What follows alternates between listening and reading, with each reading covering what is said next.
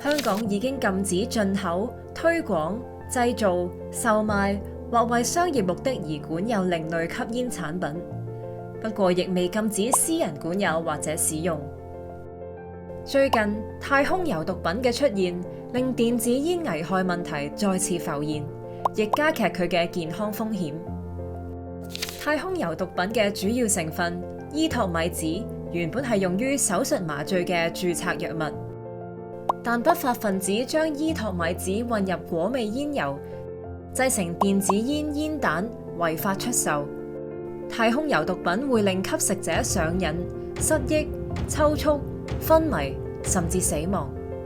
2月14日，政府將依托米酯納入危險藥物條例，列為毒品管制。但禁賣不禁用嘅另類禁煙令，導致電子煙等新型吸煙產品難以杜絕，更成為吸毒工具，同時影響控煙及禁毒工作嘅成效。香港青年協會係關注太空油毒品吸食情況嘅機構，佢哋發現青少年使用電子煙作為吸毒工具嘅問題有迅速惡化嘅跡象，情況令人憂慮。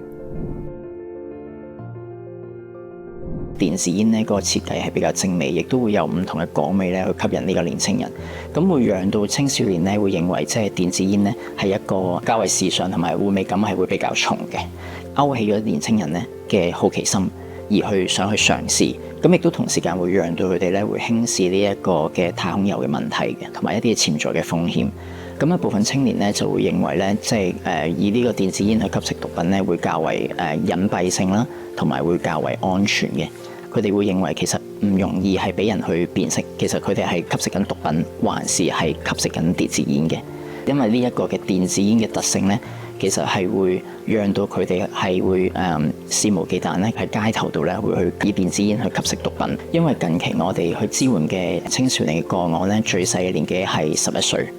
咁其實我哋一個嘅青年嘅個案咧，其實佢會由過去可能3天去食1粒嘅煙彈，到後期其實佢要一日14至6粒嘅煙彈咧，佢先覺得係足夠嘅。另外咧，其實而家太空油咧會被混入一啲唔同嘅毒品啦，例如大麻、可卡因同埋冰毒。咁所以我哋會見得到，如果當用電子煙作為一個嘅吸毒嘅工具咧，其實係會讓到一啲嘅毒品嘅問題咧係會更加嚴重嘅，同埋個風險性更加大，因為嚴重嘅係可以令到青少年致命嘅。即使冇注入太空油毒品，電子煙煙油本身亦含有尼古丁同其他有害物質，會導致上癮，增加癌症及呼吸系統疾病等風險，